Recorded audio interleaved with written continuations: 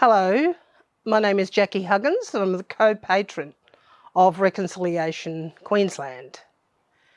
This week is National Reconciliation Week. It's also the 20th anniversary of the bridge walks over Sydney Harbour Bridge and other parts of Australia. Those bridge walks were the largest gatherings and marches in Australia.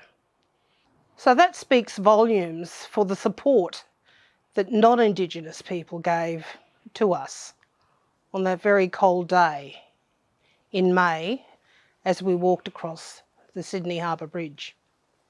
The theme for this week is In This Together.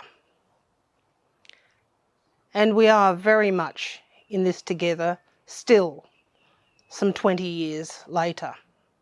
There are 5 dimensions to reconciliation, and we will have an eminent panel speaking to those 5 dimensions this week.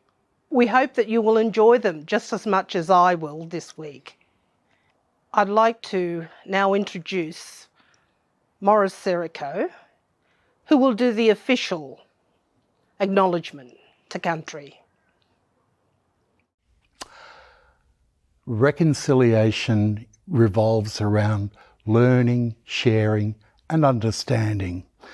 And these are important tasks, and we hope that you will be able to increase your understanding and share with others through what you pick up from today's web seminar. I'd like to acknowledge all the people who are watching today, but in particular, I would like to acknowledge the First Nations people of Queensland.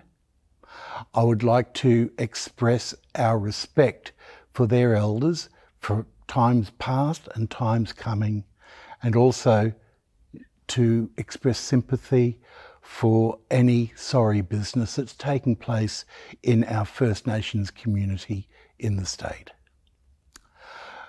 With that in mind, I'd like now to pass to Uncle Bill, who will be emceeing today, and our eminent panel.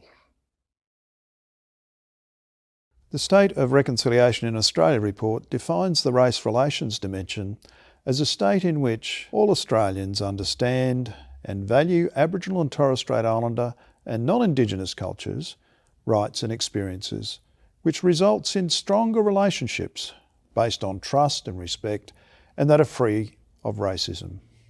Developing an understanding of the race relations dimension can be strengthened by a critical understanding of the concept of race itself.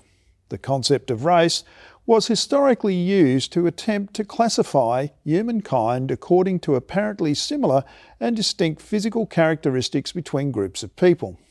However, it is important to appreciate that in actuality, race is simply a socio-cultural construct with no proven biological underpinnings.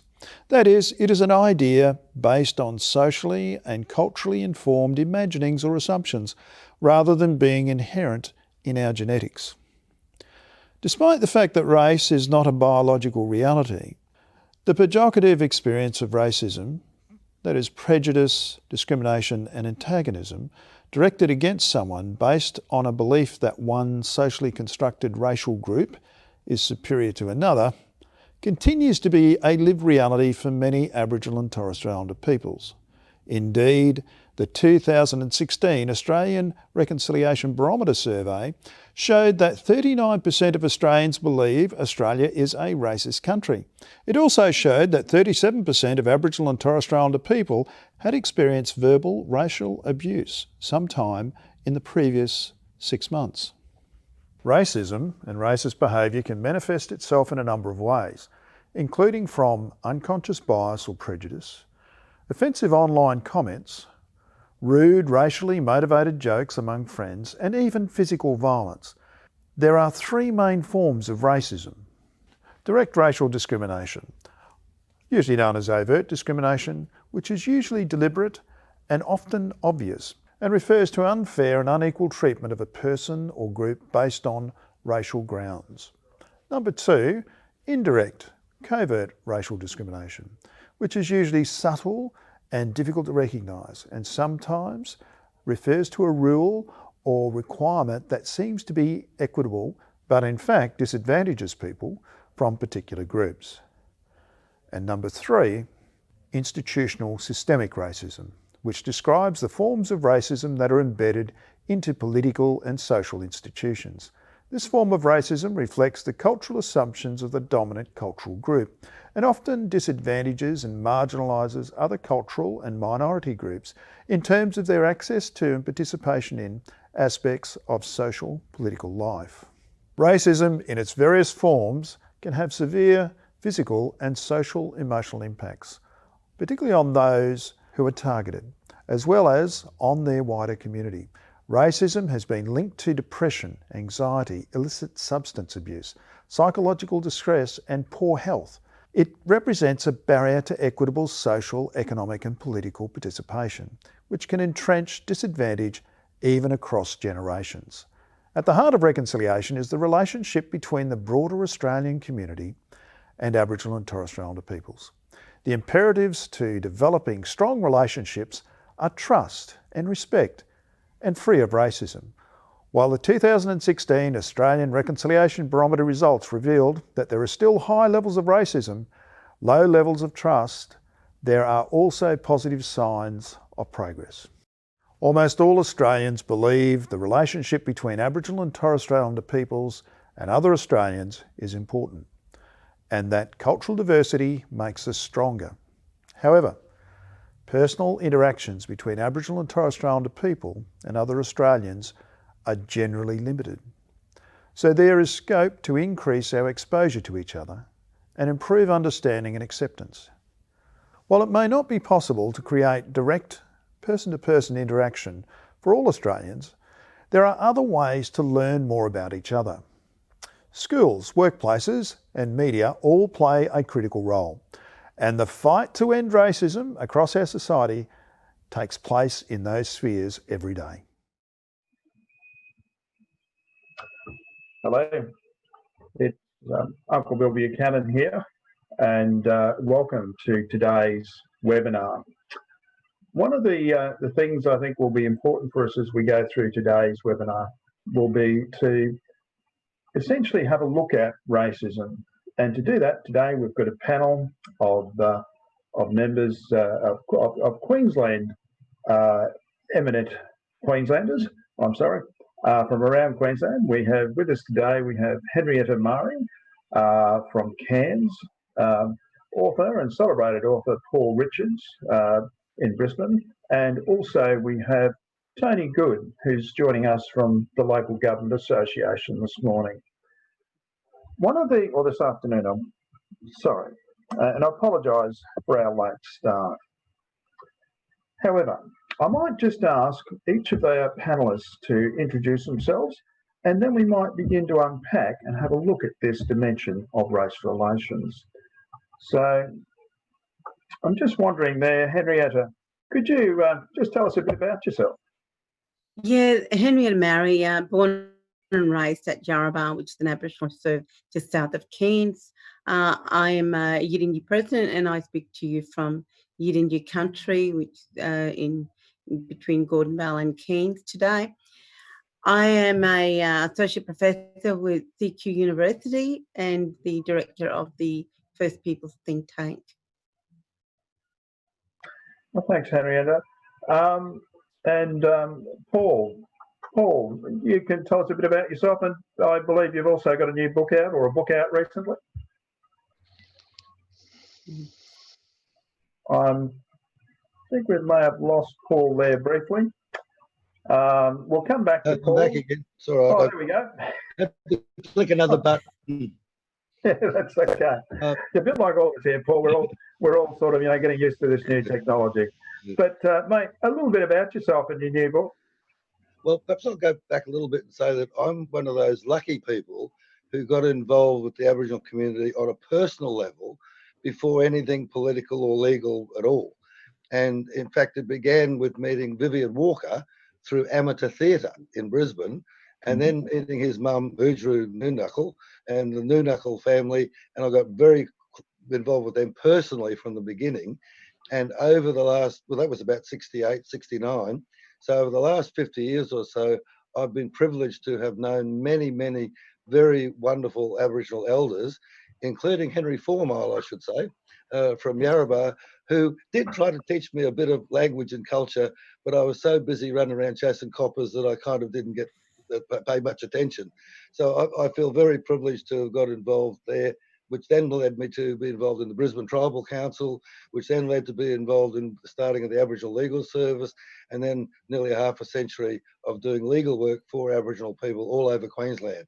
And I do say I'm not only just respectful of Aboriginal people, but I have admiration for the enormity of the struggle that's been waged over during my lifetime, and how so much has been achieved by such wonderful, incredible people without a single act of terrorism, which would have been the case in almost any other part of the world, simply by constantly struggling and getting used to the proposal of incremental change. I think enormous things have been achieved, and I've been very privileged to have been part of it. Well, thanks, Paul. And hold that thought about, how Aboriginal people have been very tolerant. And we'll come back to that shortly as we begin to unpack this dimension with race relations and reconciliation. Tony, you're with the Local Government Association, and can you tell a bit about yourselves? And I know you've had a long association with Aboriginal and Torres Strait Islander councils throughout Queensland. Yeah, thanks, Uncle Bill. I joined the association about 20 years ago, and I'm an old Rockhampton boy. I thought I understood all there was to know about Aboriginal and Torres Strait Islander struggles. I had lots of friends who were Aboriginal and Torres Strait Islanders. I played football with many of them. In 2008, when all the remote and discrete Aboriginal and Torres Strait Islander councils became mainstream councils, the association decided we needed to lift our game a bit in terms of servicing them as members under this new regime. So I was asked to head up a small team to work with the Aboriginal and Torres Strait Islander councils. There are 17 of them now, which is almost a quarter of our membership. Can I just reinforce some of the comments made by Paul? It's been an absolute privilege for me to work with these councils, and I've been absolutely inspired by the efforts of some of these mayors. What they've been able to achieve in the last 12 to 15 years is absolutely extraordinary. There's an old statement, extraordinary things done by ordinary people, and I think that applies so well to the mayors, the councillors of these remote and discrete Aboriginal communities in Queensland. So yeah, I'm stunned at the progress they've made. Their resilience is extraordinary, and their vision for their future is just amazing. So I've taken it as a privilege to work with them. I'm still learning every day working with them. Well, thanks, Tony. And what we might do is to kick us off today. And look, thank you, Henrietta, Paul and Tony, for joining us today as panellists in the first of our webinars about to unpack and look at the 5 dimensions here in Queensland. Now, for people who are actually watching the webinar today, I've spent a bit of time talking about some of the complexities of racism just briefly already, but essentially racism is one of the key dimensions of the 5 dimensions in reconciliation. In 2016, we had the Reconciliation in Australia report, which we actually brought out, or the State of Reconciliation in Australia report we brought down. And in there we we looked at a framework for moving forward as as a nation to looking at reconciliation. And we went around the world and looked at 30-odd different nations across the world where reconciliation was happening at that time. And essentially, we've actually been able to sort of identify something that's consistent in all of these processes for reconciliation has been these 5 dimensions. So today we're dealing with race relations. The other key dimensions that are there are also equality and equity, institutional integrity, historical acceptance, and unity. These are the 5 dimensions in reconciliation that we're dealing with. The panel today, we're going to actually look at I suppose we've unpacked a bit about what the race relations element is, but we want to look at some of those situations here for Queensland, not so much to delve into the history of race relations in Queensland, but to really think, I suppose, and dwell upon how we can look forward as we move on our reconciliation journey here in Queensland, how we as citizens in our towns, our communities, working in our organisations, our businesses, and going to our schools, etc. How can we actually tackle some of the problems with race relations as we move forward as a dimension of reconciliation? So that's the objective of today's exercise.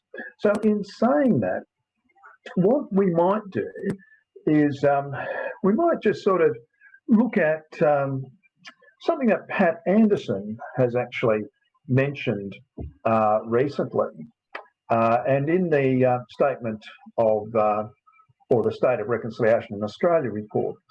And I might just give a quote from Pat Anderson, and then I'm going to ask the panellists to actually give us their views or thoughts on that. So Pat Anderson, who's the chairwoman of the Lowitja Institute here in Australia, basically looked at race relations in this context. Aboriginal and Torres Strait Islander people need to be connected with their own families, communities and cultures. We must also feel connected to the rest of society. Racism cuts that connection. At the same time, racism cuts off all Australians from the unique insights and experiences that we, the nation's first peoples, have to offer. Seen this way, recognising and tackling racism is about creating a healthier, happier and better nation in which all can thrive. So, only Pat Anderson here has looked at this from an Indigenous perspective, from a First Nations people's perspective. And I suppose she's sort of trying to bring to our attention, and particularly to non-Indigenous Australians' attention, that there are things that we want to do. We want to see past racism as First Nations peoples. And in saying that, it begs a question for us that I suppose, and I might get you to start off, Paul. I know you've had a lot of experience working in the justice system here in Queensland, but for First Nations people, there are many, and you referred to this earlier when you introduced yourself, the way that we seem to be very patient about things. So I might get you to actually, just tackle for us, some of the elements that Auntie Pat's been talking about here. You there, Paul? Just hold on, mate. We'll just unmute you. Well, you might have to unmute yourself there, Paul. Is that? There we go. I pressed unmute. There we go. We've got you. Thanks, Paul. I should say at the beginning that I've retired now, and at my age, one tends to look back at the past with and probably less focused on plans for the future. But I've got to say that one of the things that I think has happened and will continue to grow is that institutions will begin to listen more to Aboriginal people about their own solutions to problems. And I've got another example from Yarrabah. This goes back about 25 years ago or so. Percy Neal was the chairman of the Aboriginal Corporation at Yarrabah, and they had set up small businesses under their corporation to like a nursery, a fiberglass boat manufacturer, fiberglass furniture manufacturer, bakery, all this sort of stuff. And he proposed that they would franchise those industries out to families on the basis that the family was the fundamental working mechanism of an Aboriginal community. And the idea would be that a family would take over a business that they'd started and run it for a couple of years, and then the corporation would hand that business over to that family as a private enterprise. Now, the government, because it was CDP money that had started these things, the government said they weren't allowed to do it. Now, I think these days it would be less likely to have a government officer tell people they couldn't do something when there was a logical and sensible proposal to achieve something for the future. Yep. When it comes to the police, for example, there's a great deal more liaison with the police department by Aboriginal Legal Service and various Aboriginal justice organisations than ever there was. And so some of the terrible things that used to happen with the police are probably less likely now. I mean, I don't say they don't happen, but they're less likely because Aboriginal people are taking the initiative in dealing with the police direct and at a higher level. And a part of that is also, of course, that I have seen in my time the first Aboriginal solicitor in Queensland, the first Aboriginal barrister in Queensland, the first Aboriginal magistrate in Queensland, and all these firsts. And those people are the people that are going to build the future, and it should be ensured that they've got the capacity to be listened to, and to so that people will act upon the things that they propose. And I don't have the solutions. I see that they are the people who will have the solutions, and we, as non-Indigenous people, must listen to them. Yep. Well, thank you, Paul, for that comment. Henrietta, you any thoughts on what only Pat's actually driving at here from a First Nations person's point of view? And what do we really need non-Indigenous Australians to understand about how racism is affecting us in this way? Yeah, I think as someone who grew up on research and highlighted what happened in terms of the kind of systematic breakdown of culture due to the institutionalisation on reservations and then on reserve system, it really hits us pretty badly, and is certainly the experience gets handed down to each and every one of us. Going back to the issue of culture and families, in which Pat mentioned, it is so important that the culture and understanding culture, but being immersed into your own culture and your own tradition, your own way of doing things, just empowers you and strengthens you as an individual. Example, myself as a Yima Walabra Yidinji woman, you get stronger by knowing who you are. And the experience came when I was studying in Adelaide, and I'd found that the Adelaide Museum had many of our collections, 30,000 items of our collections. And I wanted to explore further just exactly why you had non-Indigenous people looking after our heritage. And that certainly exploded, and I thought was very important in terms of how we got in there. What I noticed very clearly was that there were non-Indigenous people looking after our heritage and becoming pretty much the keepers of our heritage and our knowledge systems that were associated with each and every one of those materials.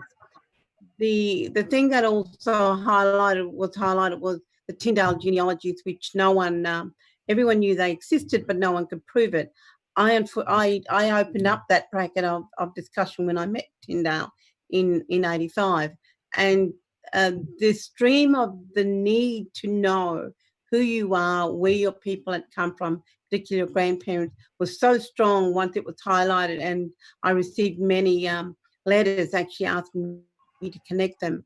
So I see that the culture is so important, but what it also explains is that you have government policies that restricts you from but practicing who you are and what you are, which often becomes racist policies. And the other thing I realised very quickly was that from being a managed people on reservations and then being continued to be managed prior to once you leave those communities because of laws and policy which are implemented by governments, it actually then strengthens you. So this is a form of kind of institutional racism which do exist and do tend to stop you from speaking out. And I think while government itself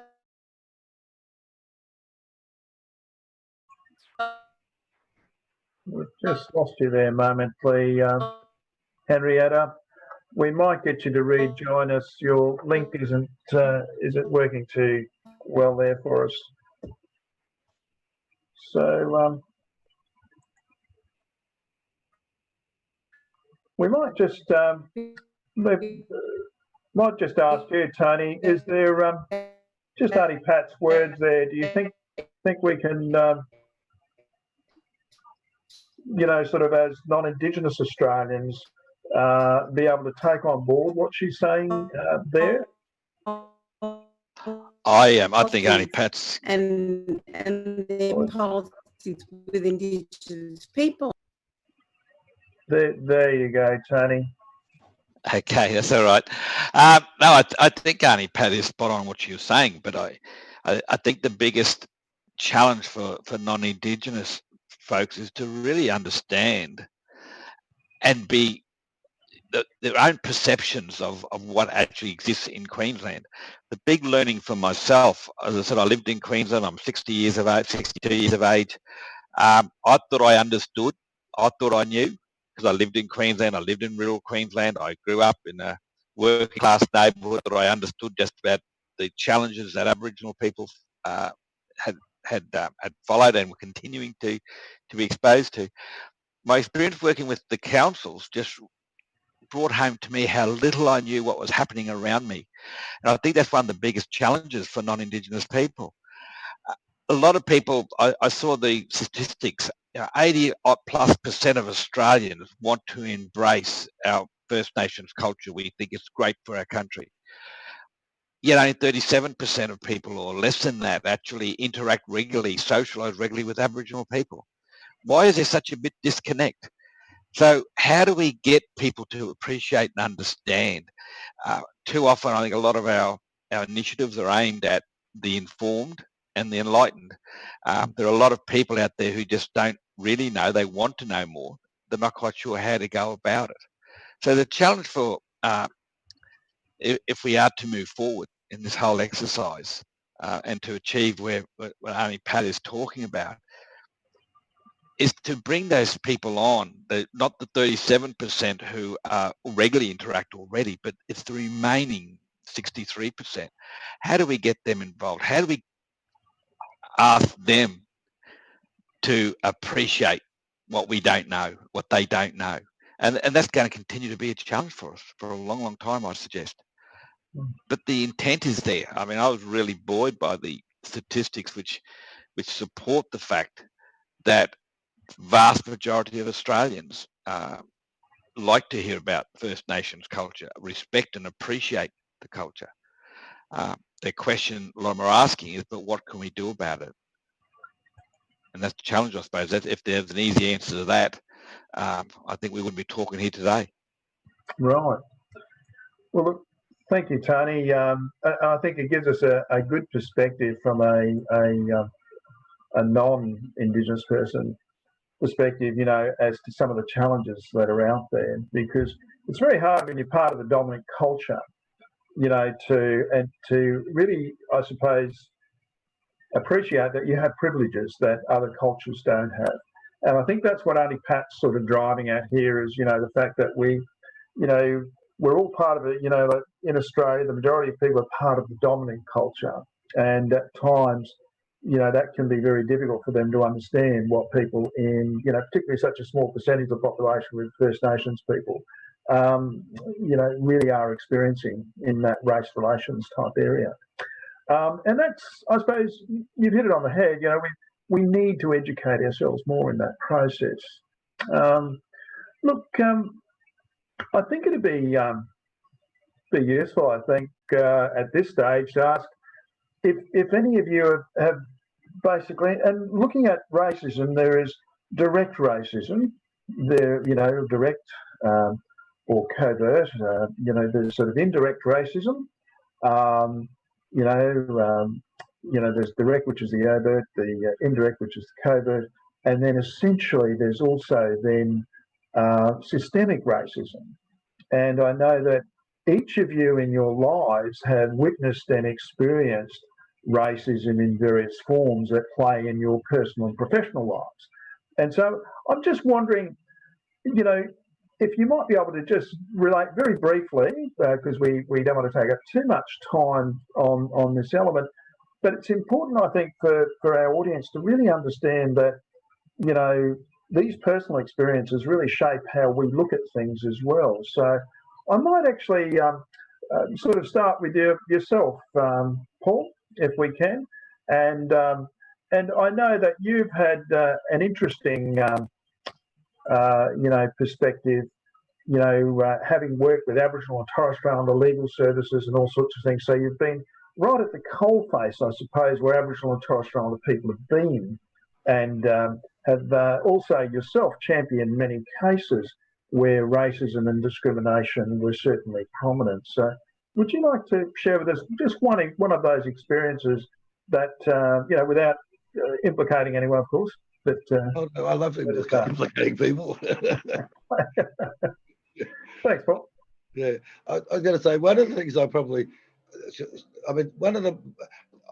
when you get really involved with Aboriginal people, such that they regard you as part of their community, and that can happen for non-Aboriginal people. I mean, you don't become privy to the innermost circles of the law or anything like that, but if you are, Percy Neal explained to me, I was trying to understand why I'd got such acceptance. And I said, it's probably because I was gay and they thought I was oppressed too. He said, no. He said, it's just the way we operate, it was referring to Aboriginal people generally, is that if you're a good-hearted person and you're a good person and you're valuable as a human being, then we accept you as part of our grouping, and then you get invited to things and so forth. But also, it means that you sometimes get caught up in the drama. For example, in 1986, when 100 police with batons and dogs attacked a natives football club function, which was attended by women and children and a couple of priests and everything. It was just an ordinary community function, and 100 police were attacked with batons and dogs. I got whacked around and thrown in the van too, because I was going around saying, what are you doing? Who's in charge here? And every time I'd ask a copper who's in charge, he'd say, I don't know. And he'd growl, going. I went round a corner out of the view of the cameras, wham, bam, I was in the van too. And of course, what you learn to do is you learn to turn those things to an advantage somehow. So, for example, I was found not guilty of obscene language to a police officer. I then sued. I got compensation. My status in the Aboriginal community went up no end. Everyone thought I was a hero. And lastly, I got to use it as the front cover of my book. And so I reckon I came out well ahead on that deal. And that's the trick, I think, that when somebody's being bad, you try to find a way of turning it to your advantage. Another thing I want to mention is what I refer to as Murray magic. Sometimes things happen out of the blue in the Aboriginal affairs that seem such an extraordinary coincidence that defies explanation.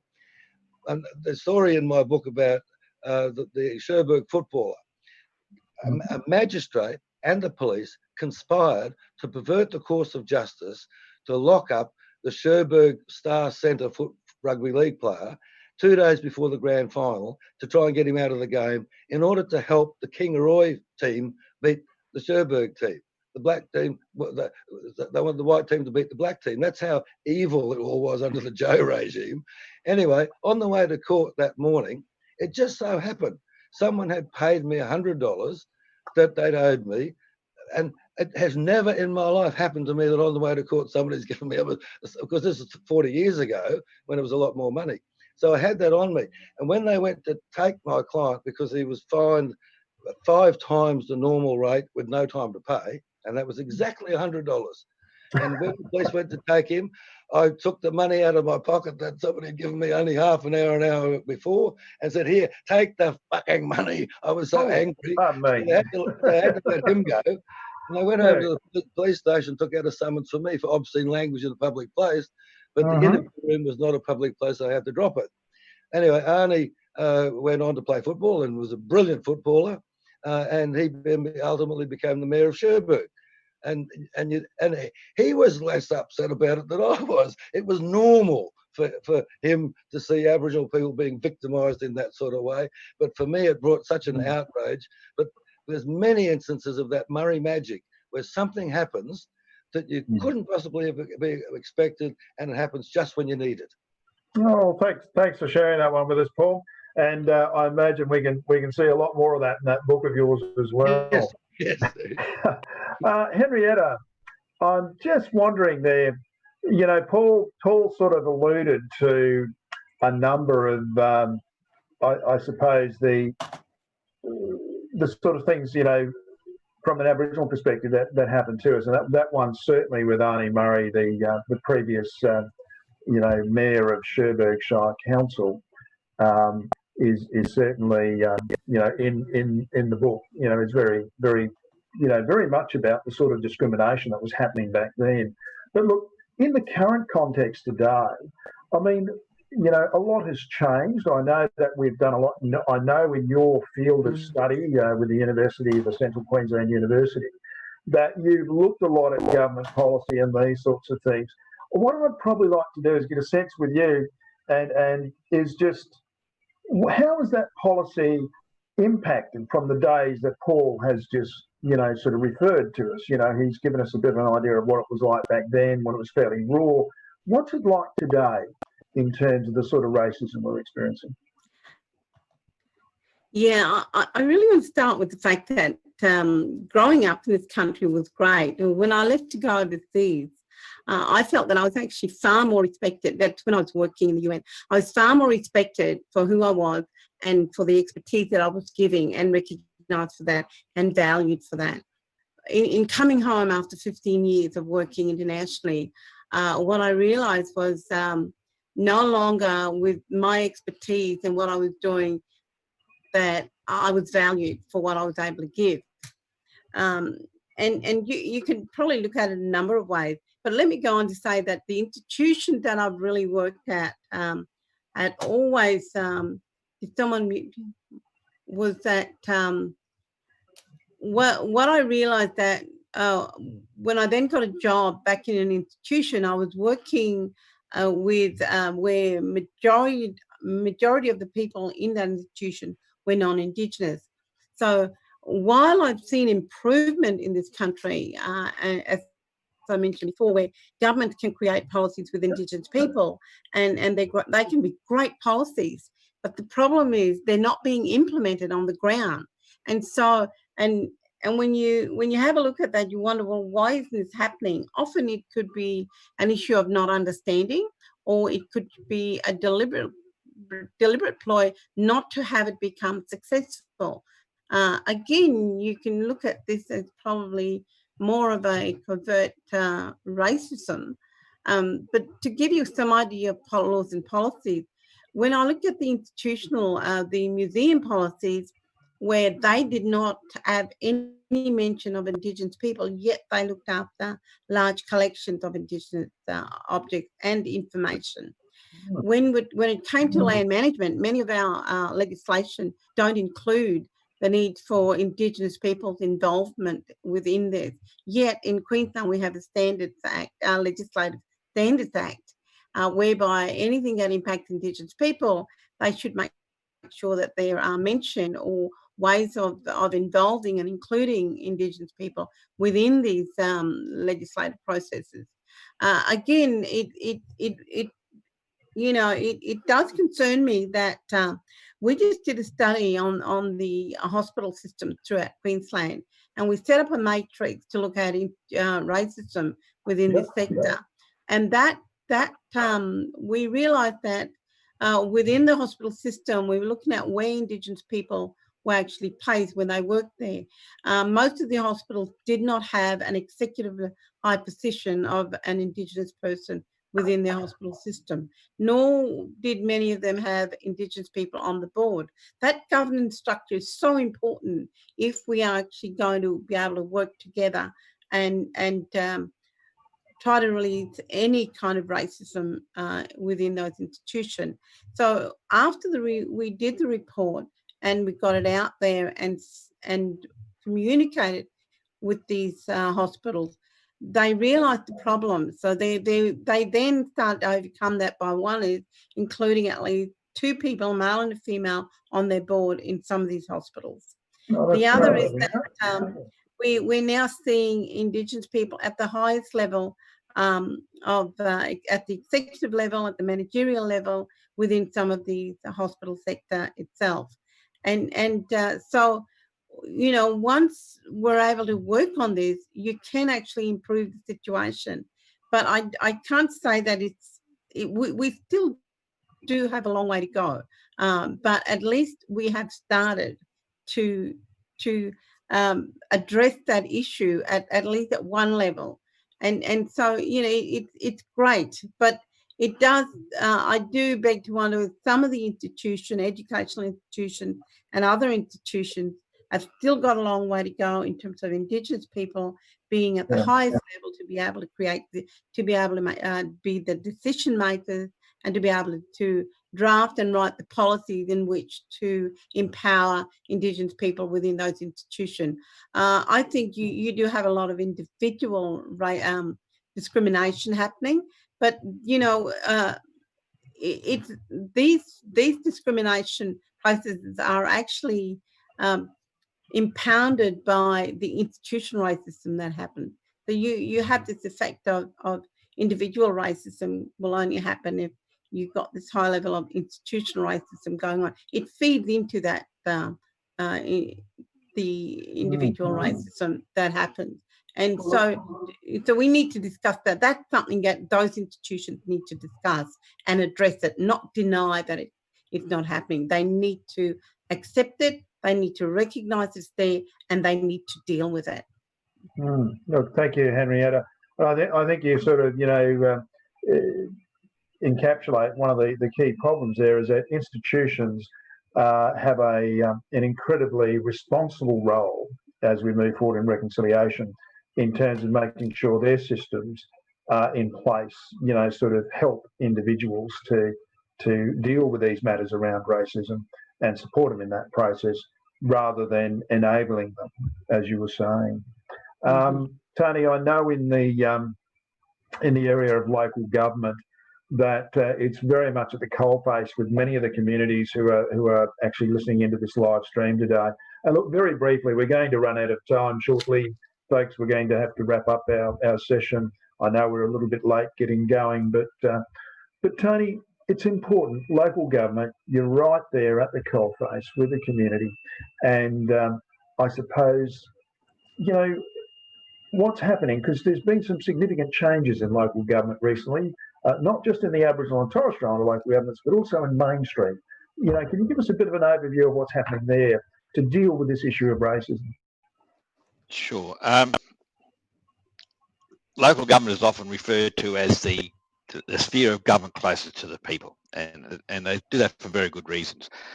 Councils often, the values of councils often seen, they try to reflect the values of the community, and as a result of that, they can also significantly influence the values of the community. So we're seeing councils go from the roads, rates and rubbish focus, which was probably why they were first brought in 120 years ago, and we're seeing councils get involved in a lot more about community development, and that development goes further than purely and simply economic development. Certainly that's a significant element, part of their focus, but they're also interested in what's important for the values of the community. So we are seeing councils getting involved in matters such as racism. We're getting councils involved in domestic and family violence matters as well, starting to try to bring the community along. And importantly, I think we're going from local government from being a decision-making organisation where councils are elected to make decisions on behalf of the community. We're moving more to local governments which are selected by members of the community to go and then work with the community to reflect what the community wants. And we're starting to see that. You mentioned RAPs. I think one of the biggest challenges for local governments when it comes to relationships with the Aboriginal and Torres Strait Islander communities is, what do we do? How do we start doing it? How do we begin the conversation? What's a good mechanism for start? And like a lot of things, if it's too hard, we end up doing nothing because people are scared of doing something wrong. The more and more councils are developing RAPs, and not RAPs for the purpose of a RAP for itself, but as a mechanism to start that conversation with the local people. There are a couple of councils which have done some outstanding work with actually now moving from talking with and conversing with the local Aboriginal communities, but also now actually bringing them, inviting them into the decision making. We've still got a long way to go. It's still only baby steps, but I think you'll see the changes in local government is consistent with the types of change that Auntie Pat, I think it was talking about earlier, the type of change that's necessary for people to come together at an equal level across the table, not just to hear what the other person is saying, but also to involve those people in not just the problems, but also the solutions. That's the challenge. Yeah, Going in the right direction, a long way to go yet. Oh, thank you, Tony. Look, we've explored a little bit, I suppose, in what Auntie Pat was saying there from, you know, the Indigenous perspective, the non-Indigenous perspective, and we've started to get into some of the stuff that is challenging for institutions around racism. I think one of the hardest things, though, is at the individual or the personal level, is just how racism, you know, we not only how does it make you feel as an individual when it happens to you, but how do we actually empower ourselves in a way to challenge racism? And I think these Racism It Stops With Me campaign that's been going nationally has been really good. And one of the things I do note, though, here in Queensland, the uptake of organisations and government has been involved in this process as well, has been relatively low, and particularly in the broader community sense. You know, we have a lot of organisations and businesses out there. The bigger ones seem to embrace these programs like Racism It Stops With Me. They have reconciliation action plans, but the majority of people don't, or the majority of organisations and businesses don't. It's important, I think, and it's been mentioned a few times, of the schools, you know, and the role that our schools play in this process. And that's great, but that's not where, that might be the beginning of it. But unless there is, you know, commitment out there in the broader community, and I think that's the challenge that we have with unpacking this dimension today for Queensland, is that we're at the very beginning of this journey. We've been 30 years, by the way, since reconciliation back in 1990 started off with the Royal Commission of Aboriginal Deaths in Custody as a recommendation, and then in 92 became legislation to bring in the Council for Aboriginal Reconciliation.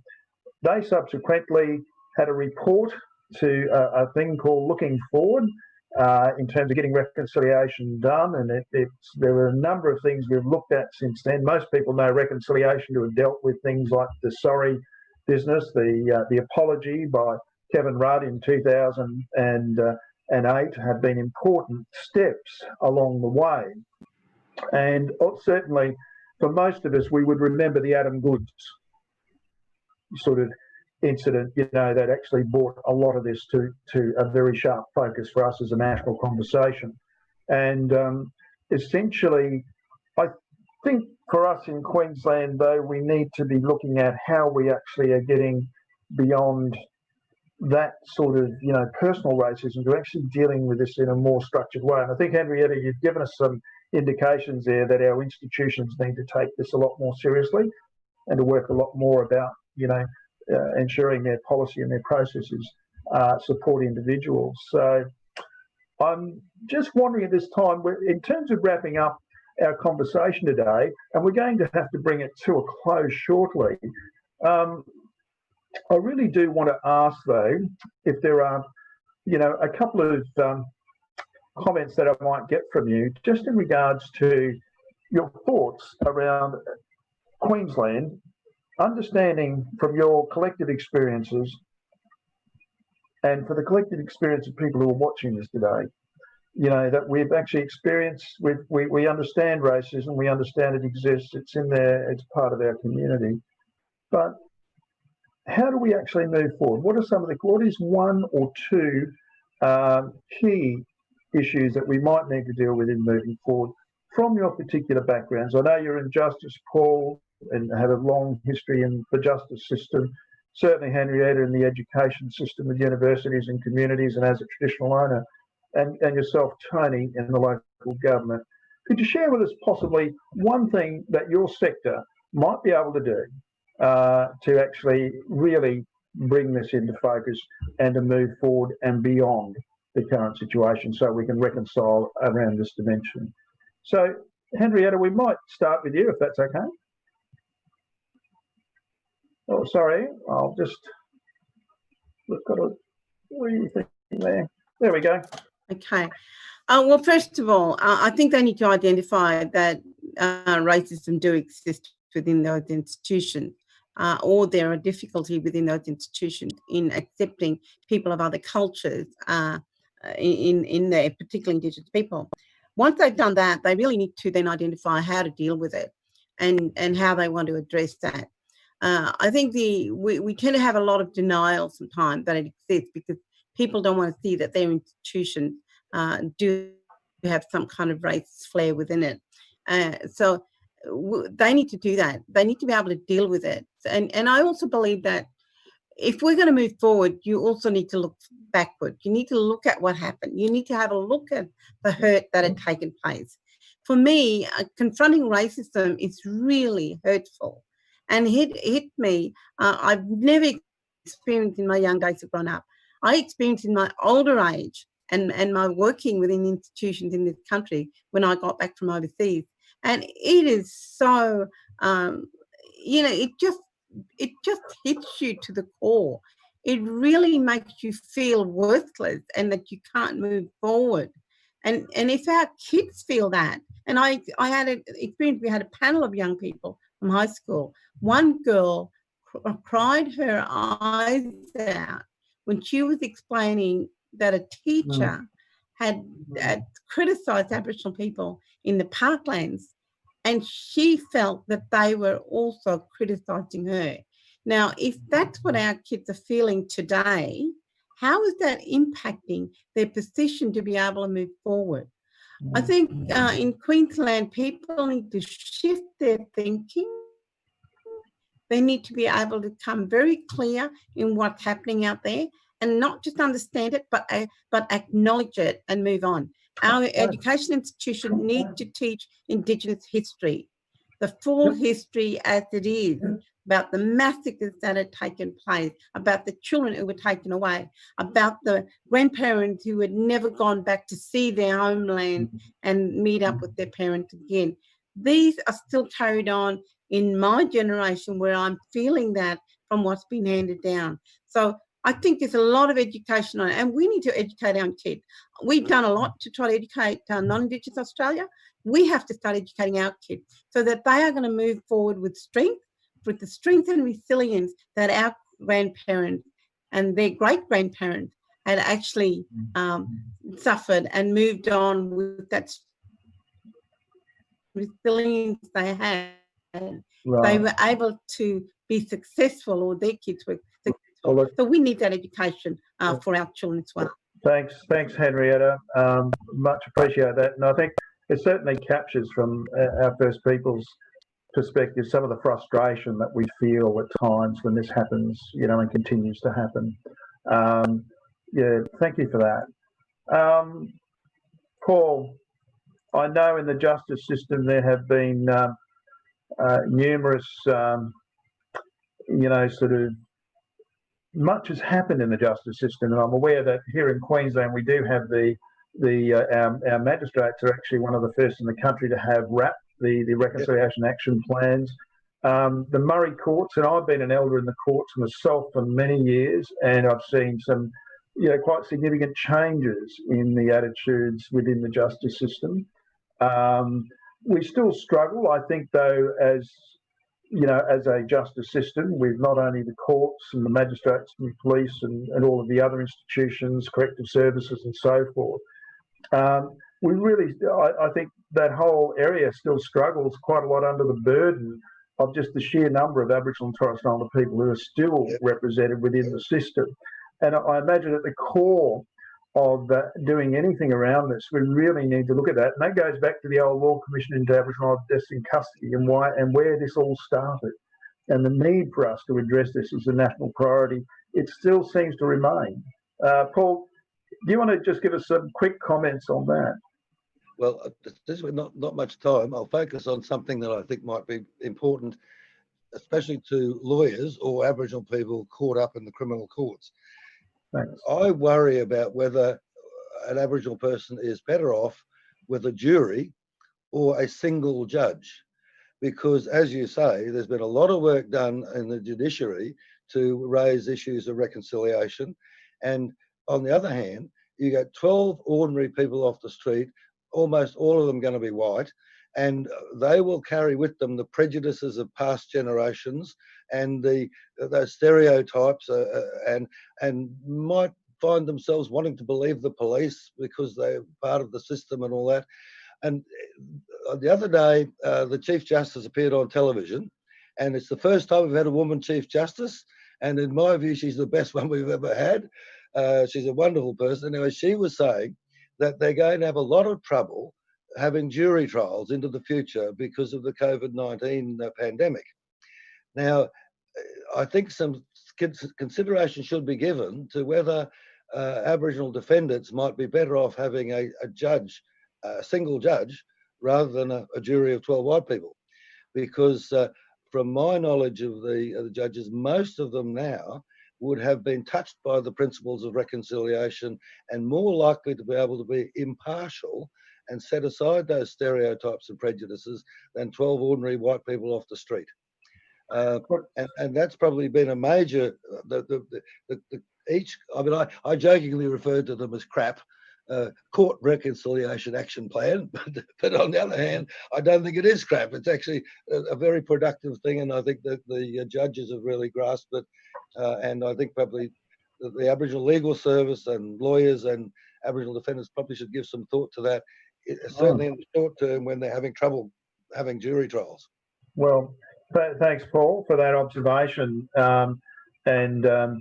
You know, I think it's still a challenge, though. It's not, it goes well beyond that. You know, systemically, I think we've still got to deal with a lot of issues within the criminal justice system and within our own communities, you know, where, you know, offending is actually, you know, it's one of those things that's almost unavoidable when you're living in poverty, and there's a whole range of other issues that we need to deal with before we get there.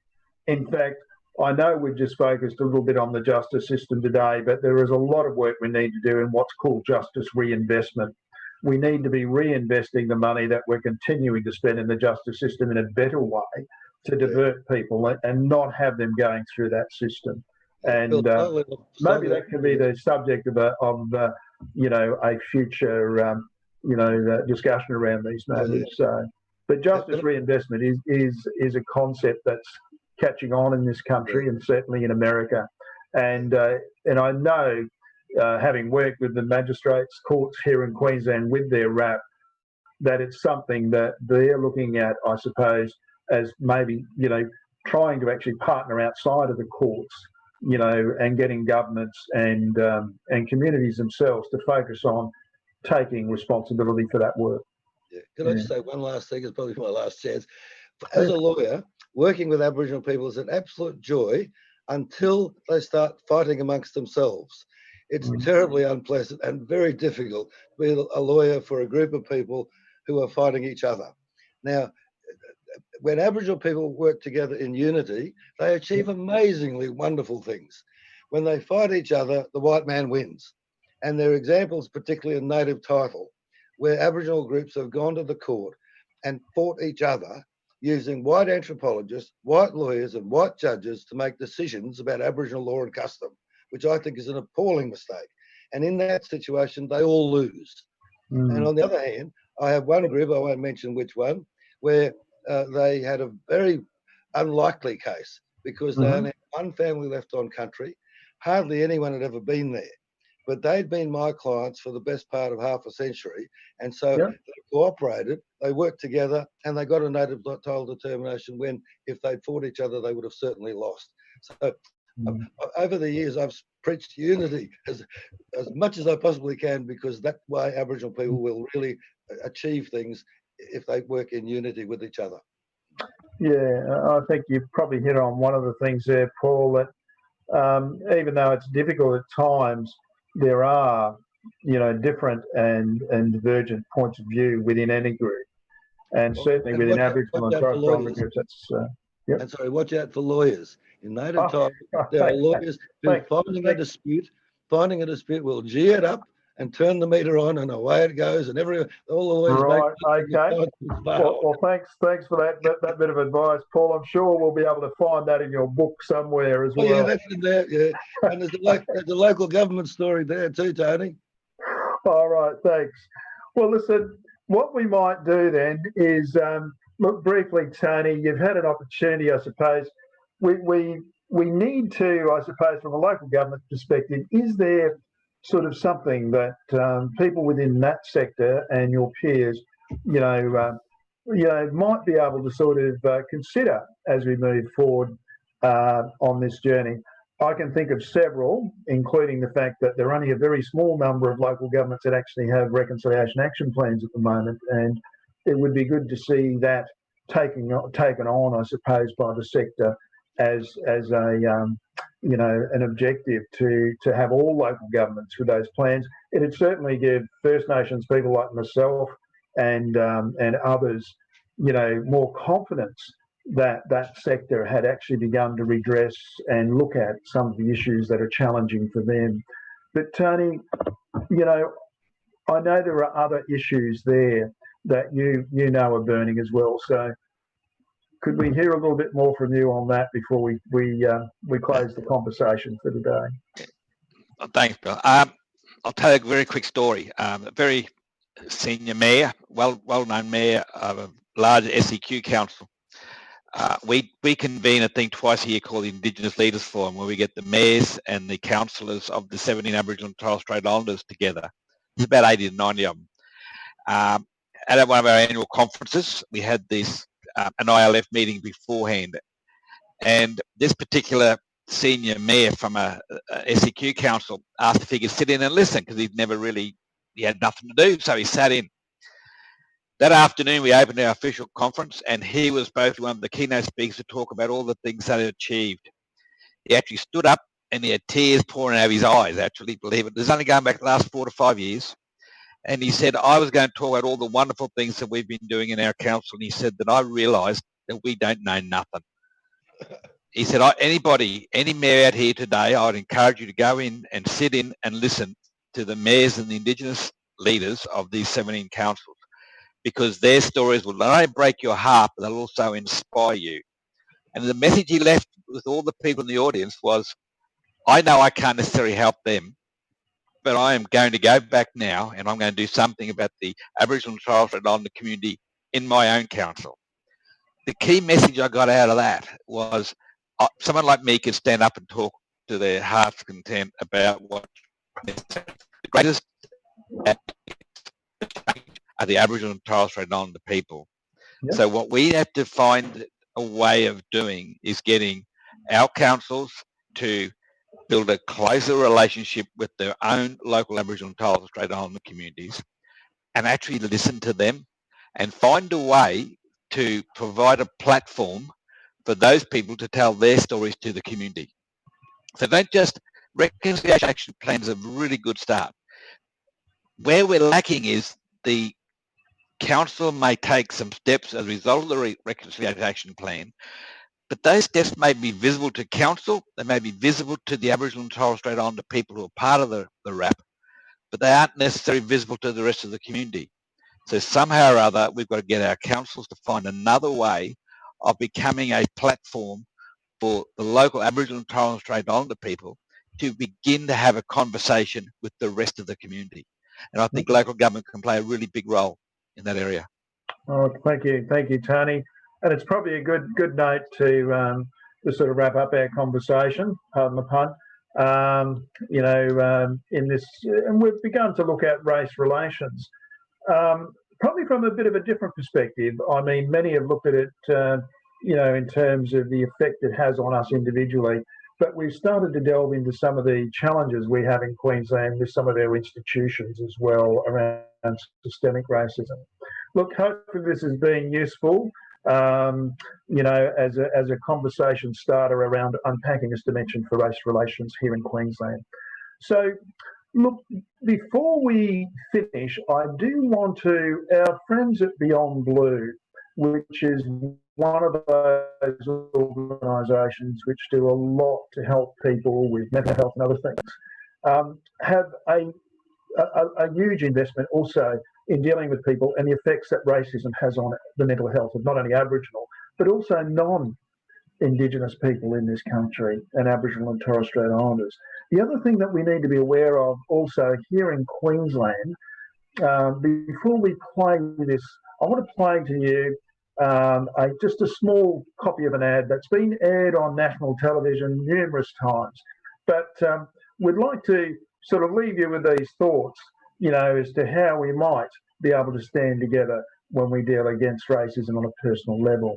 And in having said that, I might actually ask now that we share with you a video from Beyond Blue, and after that, we might just bring our conversation to a close.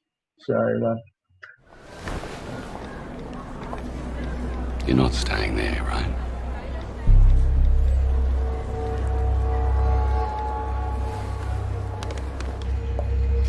What do you think she's up to?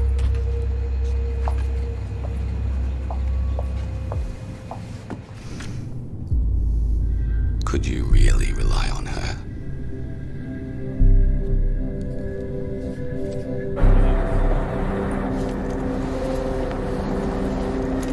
Don't make eye contact. What about my change? And the Abo barman says, Go on, it's only a joke. Discrimination leads to depression and anxiety in Indigenous Australians. No one should be made to feel like crap just for being who they are.